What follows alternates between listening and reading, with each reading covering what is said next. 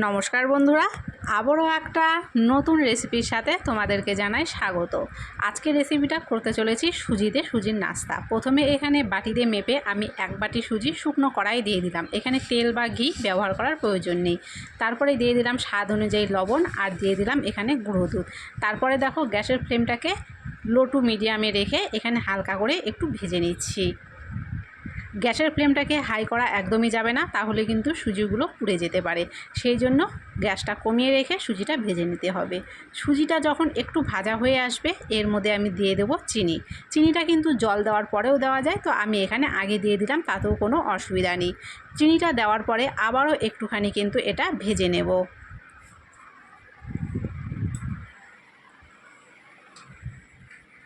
ভাজা হয়ে গেছে। এরকম অবস্থায় এখানে আমি দিয়ে দিচ্ছি পর্যাপ্ত পরিমাণে জল।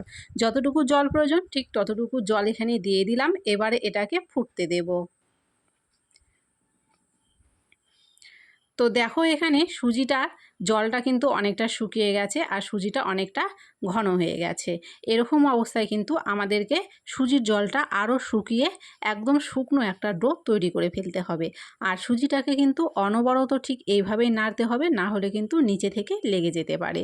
তো আমি গ্যাসটাকে কিন্তু এখনও মিডিয়ামই রেখেছি। তারপরে দেখো সুজিটাকে খুব ভালো করে এখানে শক্ত করে একটা ডো কিন্তু আমি তৈরি করে নিলাম।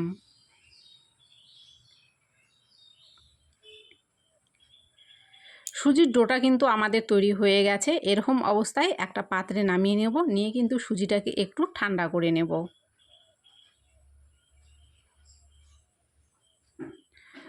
তো দেখতে পাচ্ছ সুজিটাকে নামিয়ে এখানে 10 মিনিট মতো আমি ঠান্ডা করে নিয়েছি। আর এখানে আমি নিয়েছি আটা।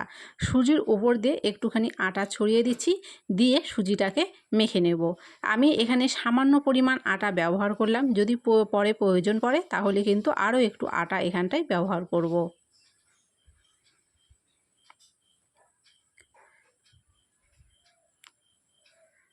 তো আমি পরে আবারও একটু আটা কিন্তু এখানে ব্যবহার করেছি। আর দেখো এটা কিন্তু এইভাবে মাখতে মাখতে একটা সুন্দর ডো কিন্তু তৈরি হয়ে যাবে।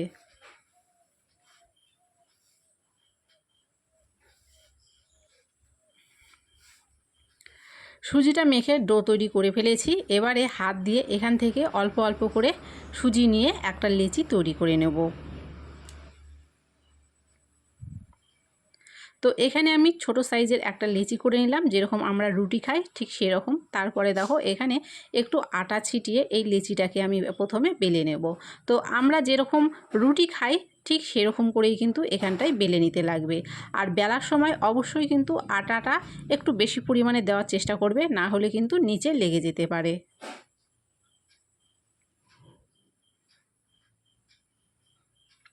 খুবই আলতো হাতে কিন্তু এটাকে বেলে নিতে হবে। একদমই কিন্তু জোরে চাপ দিয়ে বেলা যাবে না, তাহলে কিন্তু এটা নিচ থেকে লেগে যেতে পারে।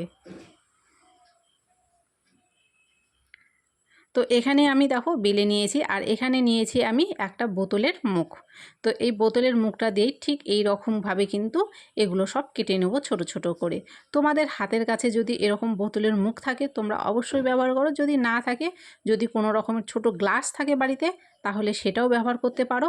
আর যদি কুকিজ কাটার থাকে তাহলে কিন্তু সেটাও ব্যবহার করতে পারো। যার বাড়িতে যেটা থাকবে সে সেটাই কিন্তু এখানে ব্যবহার করতে পারো। আর দেখো খুবই সহজে কিন্তু এগুলো কেটে খুব সুন্দর একটা ডিজাইন তৈরি হয়ে যাচ্ছে।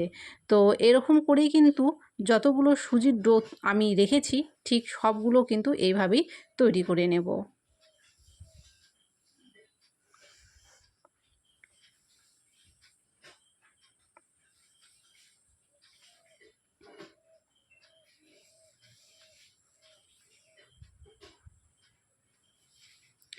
এখন আমি কড়াইতে এখানে তেল বসিয়ে দিয়েছি আর তেলটাকে গরম করে গ্যাসটাকে মিডিয়ামে রেখেছি।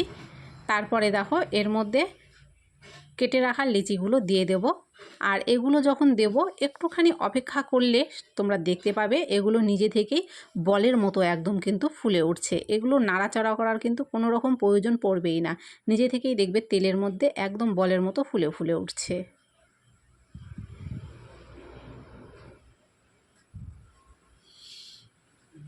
তো তোমরা দেখতে পাচ্ছ এখানে প্রত্যেকটা লেচি কিন্তু খুব ভালো করে ফুলে উঠেছে একদম বলের মতো।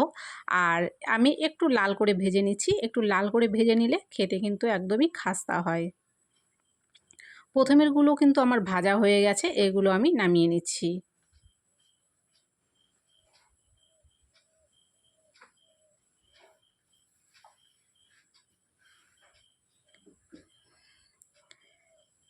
ঠিক এই একই রকমভাবে পরের লেচিগুলোও কিন্তু আমি ভেজে নেব।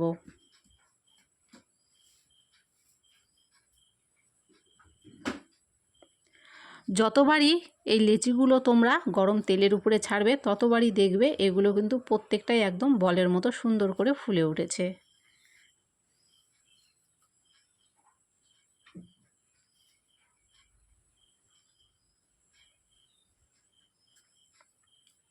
তো আমি কিভাবে এগুলো ভাজতে হয় সেগুলো দেখিয়ে দিলাম। এখন কিন্তু সবগুলো আমি দেখো এখানে ভাজে নিয়েছি। আর শুধুমাত্র এক বাটি সুজি দিয়ে দেখো কতগুলো নাস্তা এখানে কিন্তু তৈরি হয়ে গেছে। তো যাই হোক, আজকের রেসিপিটা কেমন লাগলো কমেন্ট করে অবশ্যই জানিও। ভালো লাগলে অবশ্যই লাইক করে ভিডিওটাকে কিন্তু শেয়ার করে দিও।